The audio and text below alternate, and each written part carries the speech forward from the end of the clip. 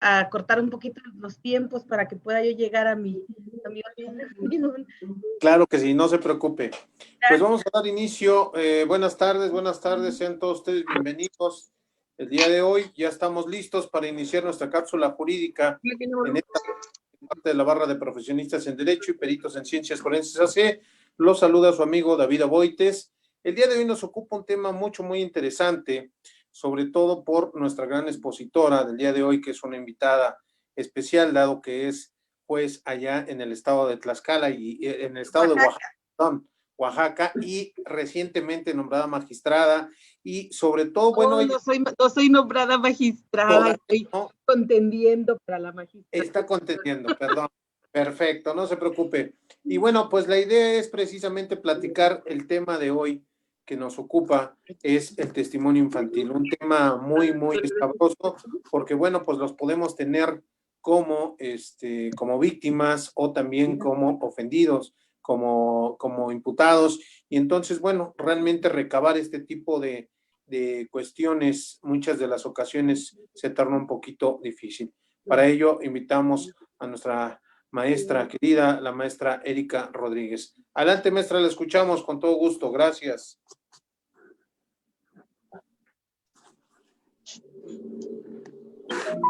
Creo que se le pausó su... Creo que sí se pausó su internet de la maestra. Vamos a esperar un segundito. Sí, la botó. Vamos a esperar a que se reconecte nuevamente.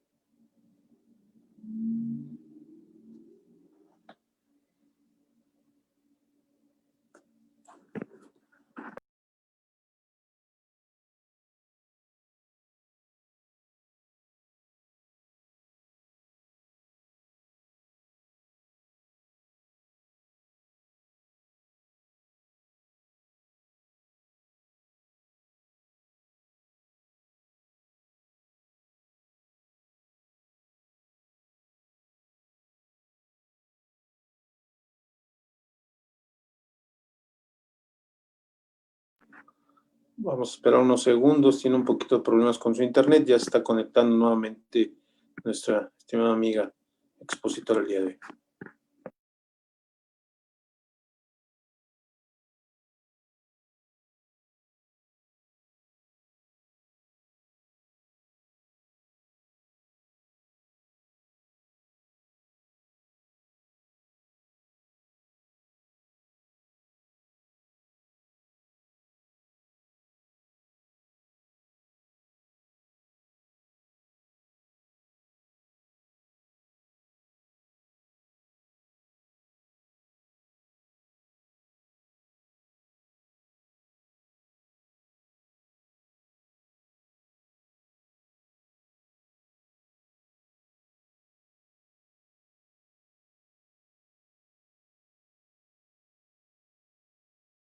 Listo, parece que ya la tenemos nuevamente a la maestra Erika María Rodríguez, juez del Sistema Procesal Acusatorio en el estado de Oaxaca y quien nos comparte el tema del testimonio infantil. Adelante, maestra, la escuchamos.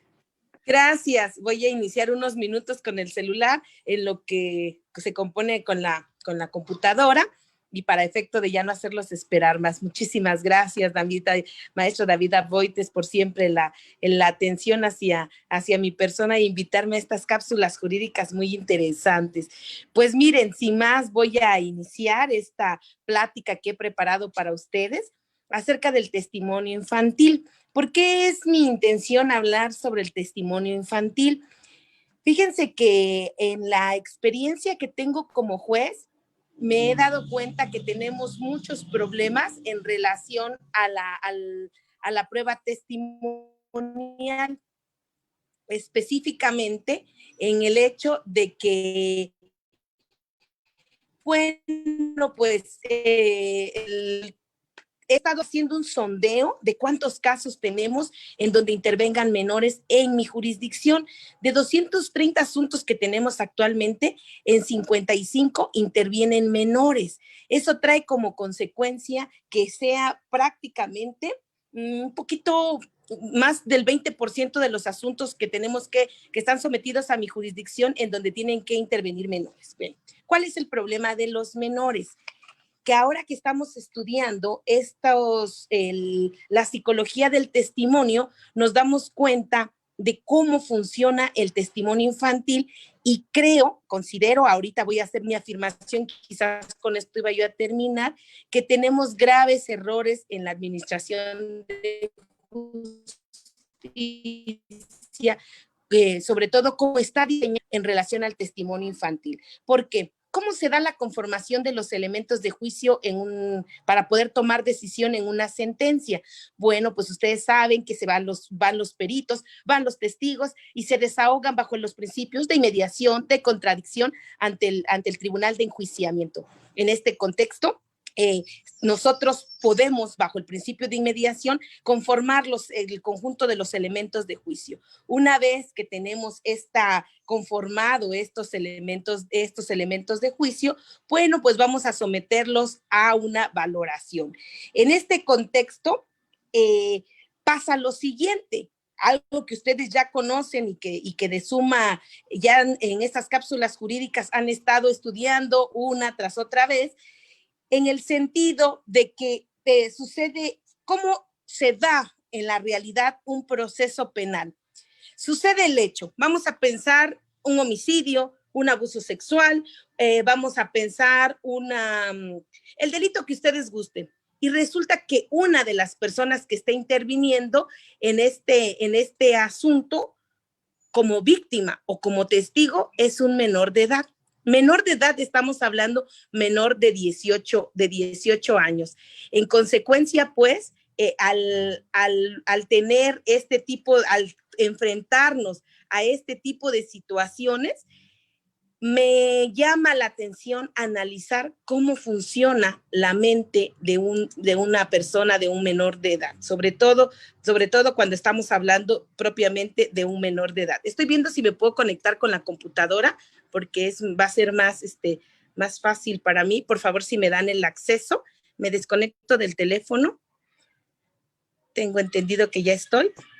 Claro que sí, sin problema. Para que no rebote la voz.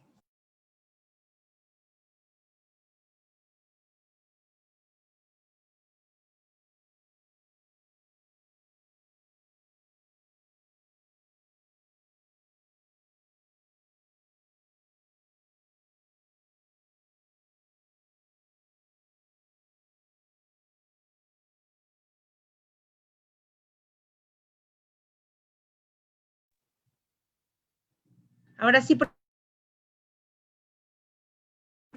sí, ya. Porque además en el teléfono están entrando mensajes, están entrando llamadas y también me interrumpen, ya los tengo. Gracias y otra vez una disculpa. Bueno, pues entonces ahora sí ya me concentro con ustedes en este sentido, estaba un poquito distraída por ello, y les estaba platicando de que me interesa mucho estudiar ahorita, estoy haciendo un estudio especial dentro de la especialización para saber cómo funciona la memoria de los menores. Para poder entender esto, quiero platicarles primero este lapso de tiempo, por qué me preocupa en el sistema acusatorio, cuánto tiempo tardamos en el Tribunal de Enjuiciamiento para escuchar la declaración de un menor. Miren, sucede el hecho, llámense el delito que sea, pasa la investigación,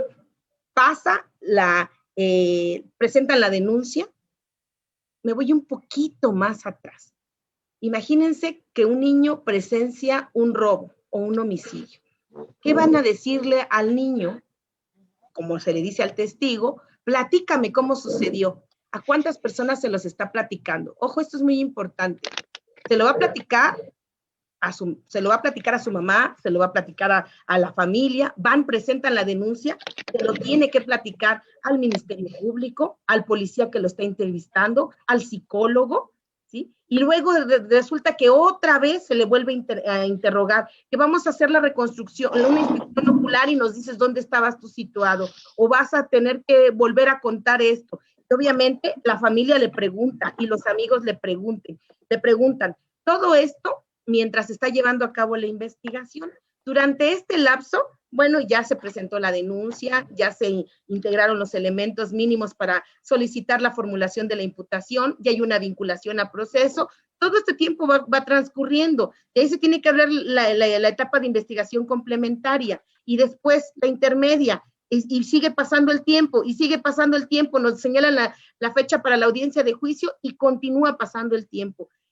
¿Saben cuánto tiempo promedio está transcurriendo desde que se presenta el hecho a cuando van a declarar ante el Tribunal de Enjuiciamiento? Por lo menos un promedio general en mi jurisdicción es más de 2 años. Y estoy siendo optimista porque hay lugares en donde tardan muchísimo más tiempo en que recibir la declaración de los testigos en general, pero únicamente me estoy enfocando a los testigos infantiles.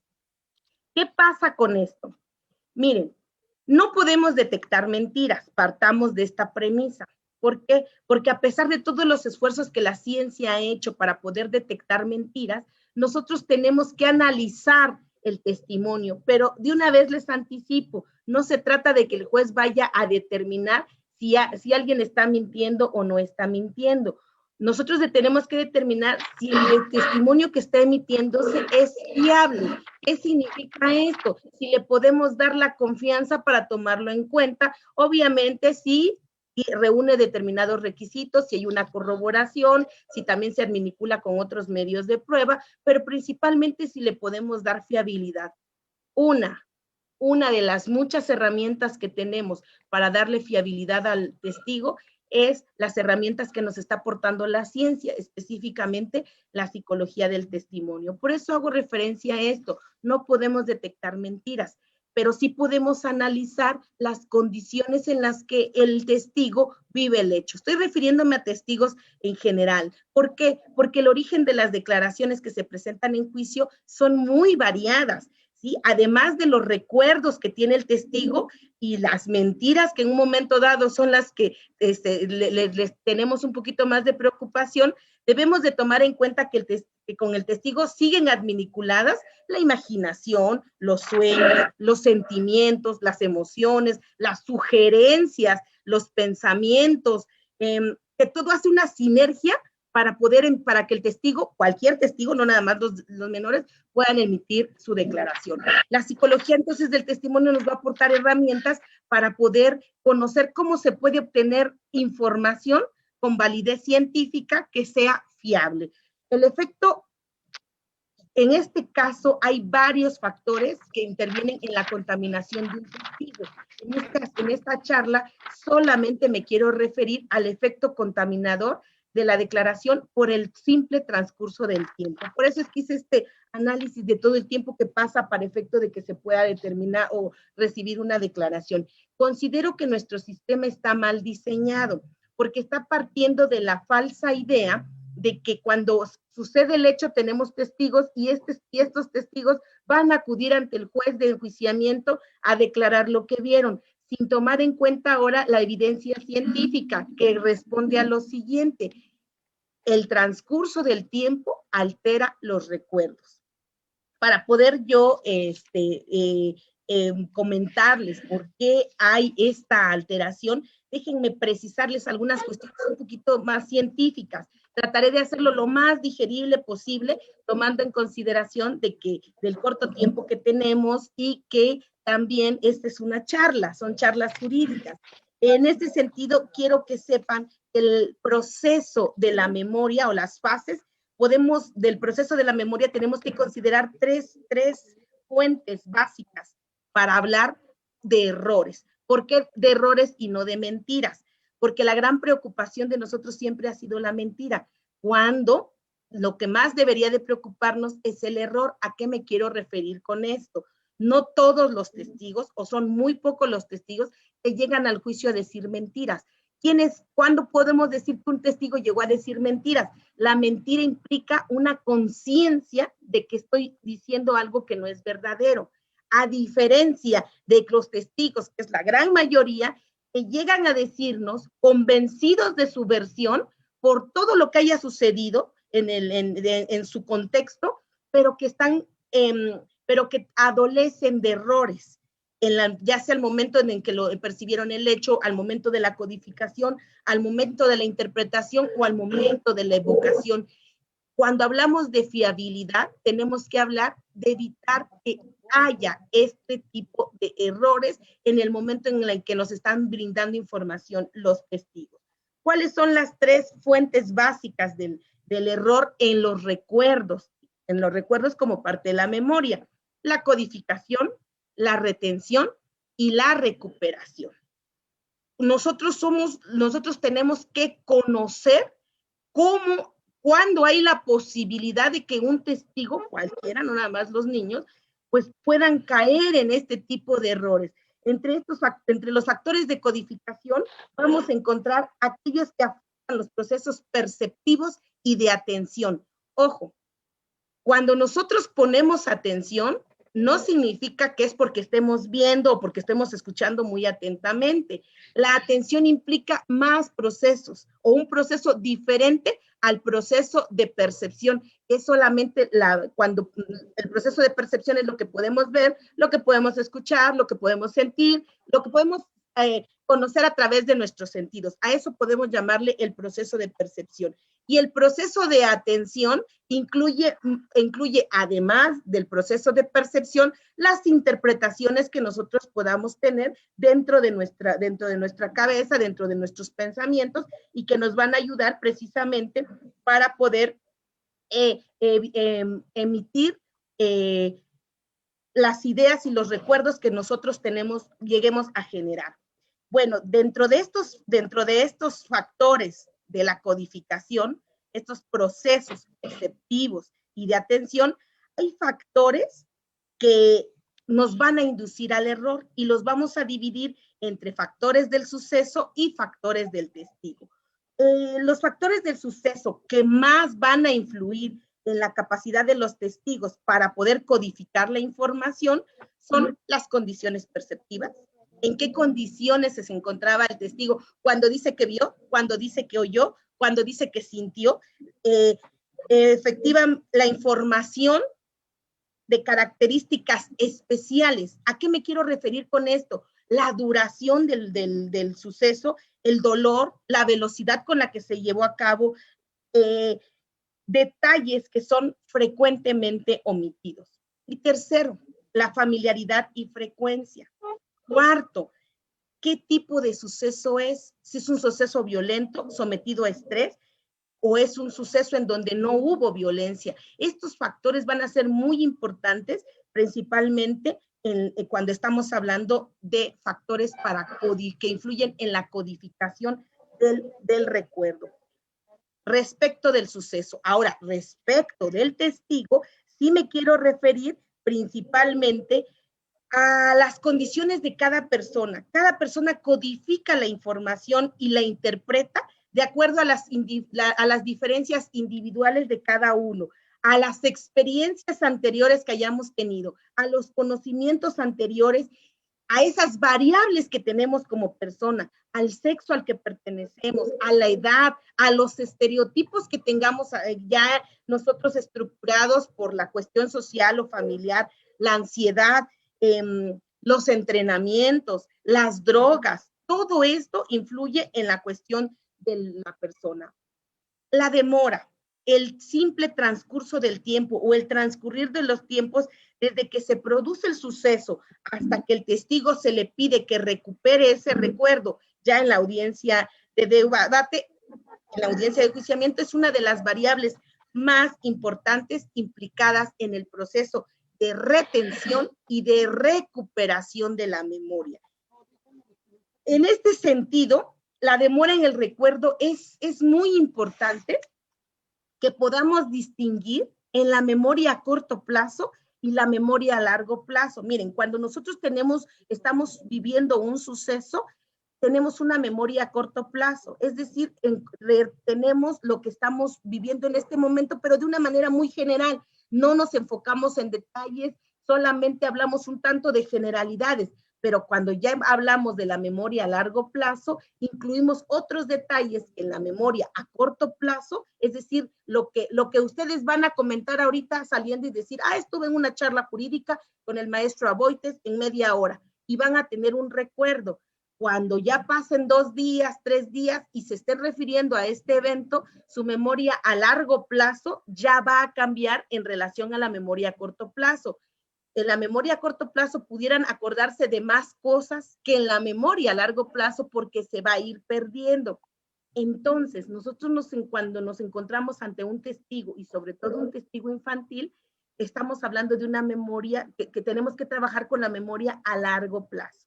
Un dato muy importante antes de continuar, este proceso de recuperación, de codificación de la memoria, influye mucho en los menores por una cuestión natural. Miren, el desarrollo cognitivo de la memoria de una persona, de los 0 a los 3 años, se le llama amnesia infantil. ¿Por qué? Porque los niños no recuerdan, no tienen memoria a largo plazo. Tendrán memoria a corto plazo. En este momento le estás diciendo y mañana ya no se va a acordar de lo que le estás platicando, o tendrá referencias muy leves y tienden a perderlo. Por eso se dice que los niños tienen una amnesia infantil, no tienen esa capacidad cognitiva para poder retener el recuerdo. Conforme va avanzando la edad, obviamente va madurando, dentro de todos los órganos que van madurando en nuestro cuerpo, va madurando la memoria, va haciendo su proceso de crecimiento natural. Por eso de los 4 a los 6 años ya hay más retención de los eventos. De los 6 a los 8 años la memoria va aumentando, de tal manera que cuando ya que no es lo mismo tratar a un niño 4 a 8 a 10 años que a un adolescente de 12 a 18 años. Un adolescente de 16 años ya decimos que hay una maduración cognitiva. Ya hablamos de que cuenta con mayores herramientas de su desarrollo natural para poder desarrollar su memoria. Imagínense, en estas circunstancias, con esto que le estoy diciendo, el paso del tiempo empieza a provocar un deterioro gradual en las huellas de la memoria de todas las personas. Si estamos hablando que puede llevar a una pérdida de conexiones, que hace accesible la memoria al recuerdo, pero también que a veces hace que se pierda. Si a esto le sumamos la sugestibilidad del testimonio de un adulto, voy a hablar primero, que cuando tú vas a recordar un evento que tú viviste y lo cuentas una vez, lo vas a contar de una manera y alguien viene y te dice, pero acuérdate que había esto, no lo vi, había, y empiezas a llenar vacíos que hay, que tu memoria no puede dejar, de por sí la memoria no puede dejar vacíos, empiezas a rellenar estos vacíos con información que vas a ir adquiriendo a través de el intercambio con otras personas, la convivencia con otras personas y con el acceso a la información, por ejemplo, de las noticias. La maestra Teresa Scott nos hacía el siguiente, hacía referencia principalmente a la maestra Loftus, en donde hacía referencia a 2 ejercicios muy importantes que se hicieron en Estados Unidos para poder determinar esto.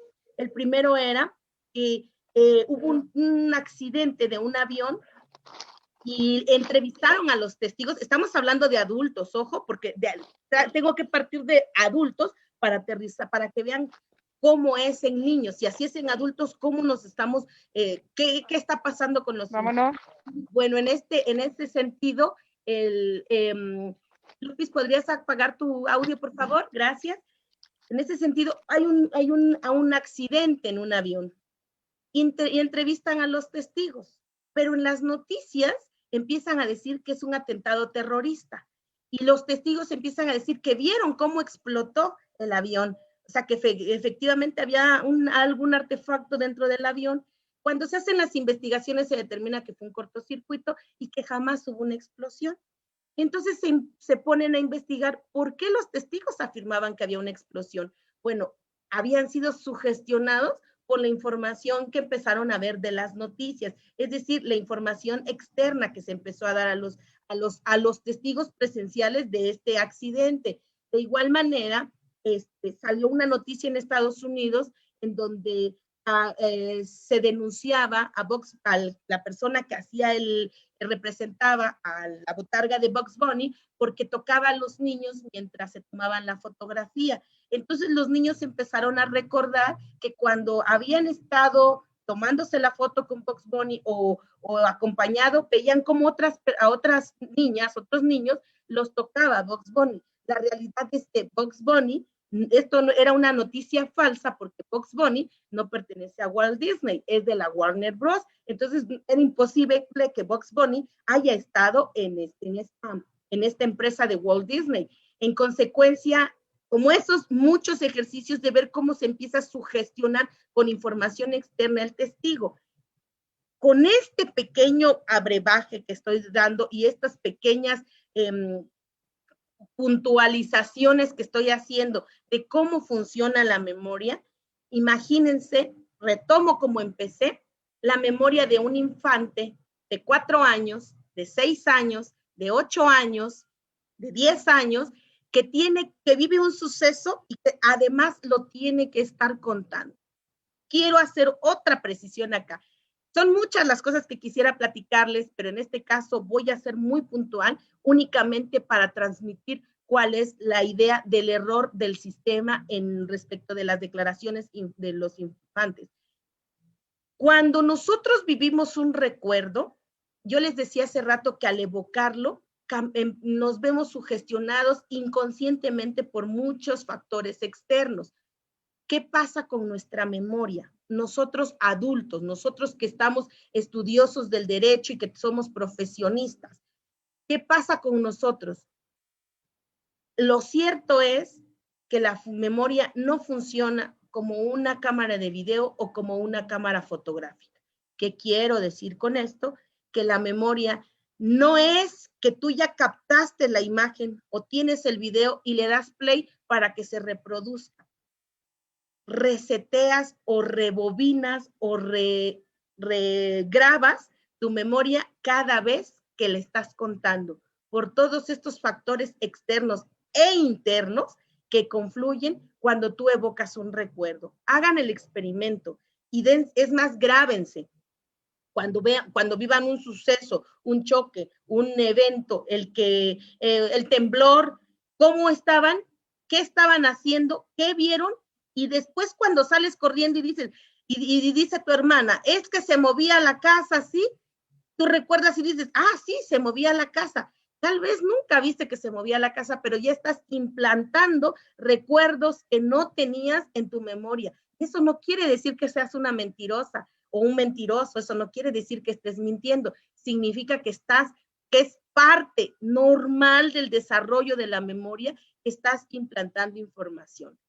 Por eso es importante que los adultos, cuando van a declarar a la audiencia y pretenden hacer omisiones, contradicción por omisiones, y estas son totalmente intrascendentes, no le pierdan mucho tiempo, porque se vale que hayan omitido información, obviamente que no sea información crucial. Si no es una contradicción crucial, no tiene caso. Es válido que el testigo omita y aumente información, y eso no significa propiamente que esté mintiendo.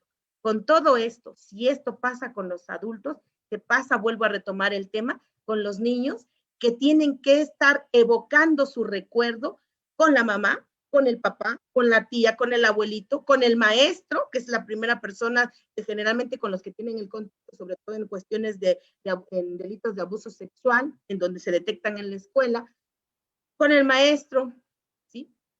Con los amigos, con la familia, con el Ministerio Público, con la psicóloga y con todos los actores. Tienen que llegar a evocarlo a la etapa de juicio. El momento en que llegaron, es probable, es posible que ya se haya perdido la original información y que ya el recuerdo pueda estar alterado. Y no significa que llegaron a decirnos mentiras. Por ello, considero que el sistema está mal diseñado porque está pensando de una manera lineal. Aquí presentas el hecho, que se lleve el proceso, tú presencias el hecho, que se lleve el proceso tu menor, y en 2 años, en 1 año, en 3 años, cuando te toque ir ante la audiencia de juicio, vas a emitir lo que tú viviste en esta vez. Con los adultos sí se podría hacer, porque ya hay una maduración, pero con los niños están madurando y está evolucionando en su crecimiento natural su memoria, de tal manera que cuando llegan a hablar a la audiencia de debate, es probable que el recuerdo original ya no lo tengan y es posible que se haya sido sugestionado. De acuerdo a lo que de acuerdo a todo esto que les estoy comentando, yo estoy analizando la posibilidad, desde el punto de vista doctrinal, por supuesto, de que no pueda yo, de que quiera hacer una propuesta en relación a que se reforme nuestro Código Nacional, sobre todo respecto a la prueba anticipada, para evitar esta pérdida de información, que se incluya como posibilidad dentro de la prueba anticipada que se pueda recibir el testimonio de menores cuando sea susceptible o corra riesgo de que esta información se pueda perder o se pueda alterar por el transcurso del tiempo. Esto es parte de lo que yo les quería comentar en esta charla. Hay muchos temas sobre psicología del testimonio respecto de cómo funciona la memoria, sobre todo en la psicología de infantil. Hay protocolos que debemos de estudiar para la obtención de la información, porque este es otro de los grandísimos problemas, cómo obtenemos la información del menor. Imagínense, la están obteniendo investigadores, agentes estatales, ministerios públicos que no tienen el conocimiento de cómo extraer la información y que inconscientemente y quizás de buena fe, más seguro de buena fe, terminan dañando el recuerdo. Acuérdense que la mente en estos casos va a funcionar como un indicio, como una evidencia, como así como en la escena del crimen se recolecta que el cuchillo, que el machete, que el arma, que la bala, y que es parte de la evidencia y tenemos que resguardarla, así también debemos de resguardar la memoria, porque ahí está en esta parte, en esta caja, la información que vamos a necesitar para resolver un asunto. Si queremos llegar a la verdad y encontrar la verdad en aras de hacer una buena administración de justicia, debemos de proteger nuestra evidencia que termina siendo nuestra memoria. Maestro David, si me permite, abrimos 10 minutos para preguntas y respuestas. Si alguien quiere hacer alguna pregunta. Claro que sí, maestra, claro que sí, con todo gusto. Nada más antes, efectivamente, sabemos que también otro de los problemas que seguramente será motivo de otra charla es la forma de cómo recabarla, porque es muy delicado. Tenemos el protocolo para quienes imparten justicia en materia de niñas y adolescentes de la Suprema Corte, y que ahí está. Incluso se iba a actualizar, hasta la última información que me quedé, se iba a actualizar un poquito a algunas circunstancias. Pero efectivamente el problema que tenemos es, sobre todo, por ejemplo, hay peritos que intervienen, que entre los que señalaba usted, esos peritos, pues ni siquiera son especializados en materia infantil, ¿no? Es un perito, pudiéramos decir, normal, y en esta área sí necesitamos esa especialización, sobre todo para evitar la revictimización, que es otro tema también muy importante, pero sobre todo, maestra, yo, bueno, aprovechando rápidamente, ahorita si hay algún otro compañero, hacemos la pregunta. ¿Esto daría pie a una prueba irreproductible? En alguna ocasión oí algún compañero juez acá de la Ciudad de México que señalaba esta situación, que pudiera ser que ya por el transcurso del tiempo, que es lo que usted nos hablaba, por el transcurso del tiempo ya no se pueda recuperar esa información por la cercanía del hecho, ¿no? Y que entonces ya cuando se reproduzca, pues ya pasaron, se le haga un estudio psicológico posterior y diferente a la fiscalía, ya 3, 4, 5 meses después, y entonces ya la información efectivamente ya no está con las mismas características que pudiera tener cercana a los hechos y que te diera mejor factibilidad de ese testimonio, ¿no? Así es, así es. Preguntaba Ana en el chat que cuáles son cuáles serían los protocolos para la toma de las declaraciones de menores y sobre todo en menores no necesariamente víctimas. Sí, no estamos estamos hablando del testigo como víctima o como testigo del hecho. Mira, les recomiendo el blog Memorias. Se los escribo ahorita, blog.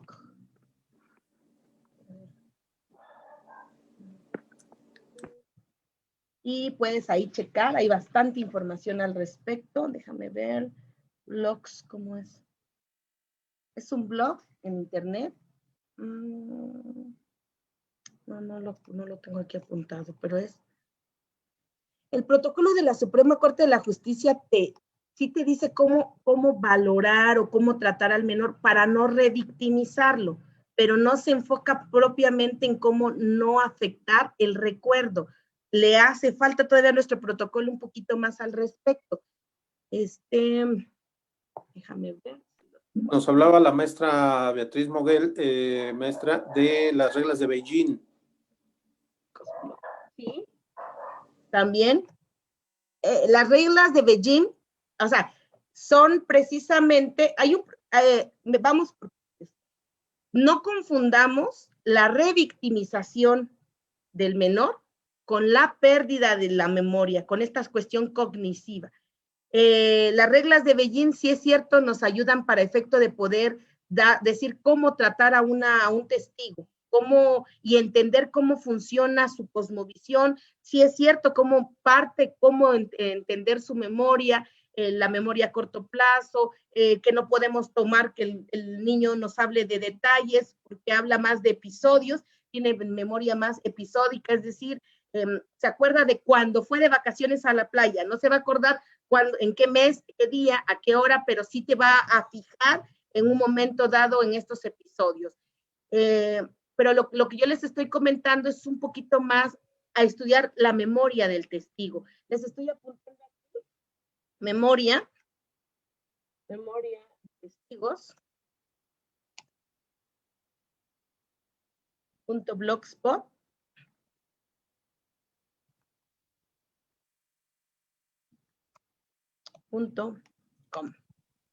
¿De acuerdo?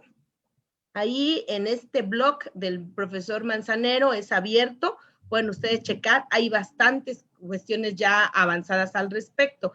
Los protocolos principalmente los protocolos están en Europa. Voy a conseguirles uno, que es el que estoy pidiendo para poder tener como referencia en la entrevista con testigos. ¿Cómo se debe de llevar la entrevista con testigos para efecto de poder cuidar que no se haga sugestiva la información al respecto? Maestro David, si me permite, a través de usted, aquí a los amigos que se han conectado muy gentilmente y a los que les agradezco mucho su interés, me hace favor y podemos copiar, no sé, los correos, alguna cuestión así, y lo subimos, o lo voy también a subir el link para redireccionarlos a la página de Facebook. También se la comparto, maestro, por favor. Claro, bueno, con todo gusto. Perfecto. No sé si haya alguna otra pregunta, maestra Moguel, es una amiga, compañera, jueza de distrito que está aquí con nosotros, el maestro Mauricio Lozoyo, otro juez de aquí de la Ciudad de México, o algún otro compañero que guste hacerle una pregunta a la maestra Erika Rodríguez. Adelante. Bueno, yo coincido totalmente con la maestra Erika, sobre todo cuando indica los pormenores para la valoración del testimonio de los menores y sobre todo esta ubicación que hacen los niños en la referencia temporal, que les cuesta mucho trabajo. Si a los adultos nos cuesta, a los niños más, como ella dice. Y sí he tenido casos en donde el niño es muy claro, aun cuando no da la fecha exacta. Por ejemplo, dice, es que mi tío me prometió que si yo me dejaba hacer esto, me iba a dar un regalo de Navidad. Y sí, en Navidad me dio tal cosa. Entonces ellos ubican temporalmente con aspectos temporales que son importantes para los niños, sus cumpleaños, el Año Nuevo, la Navidad, las vacaciones, las clases, el examen de la escuela, no sé, fiestas de sus compañeritos. Y esto es... ¿No, maestra? ¿Mande? Las caricaturas, estaba viendo caricatura tal. Sí, la hora. Y sobre todo los niños tienen especial detalle en aspectos muy específicos. Y estaba yo cenando mis frutilupis cuando mi mamá me dijo, es muy interesante, le agradezco mucho a la maestra Erika. Al contrario, yo me disculpo por los tiempos. Al contrario. ¿Algún otro compañero que guste hacer una pregunta? Todavía tenemos unos minutitos. Adelante. Todo así, ¿en grande? Oscar, tienes abierto tu micrófono. Oscar Reyes. Oh, ya lo cerraste. Listo.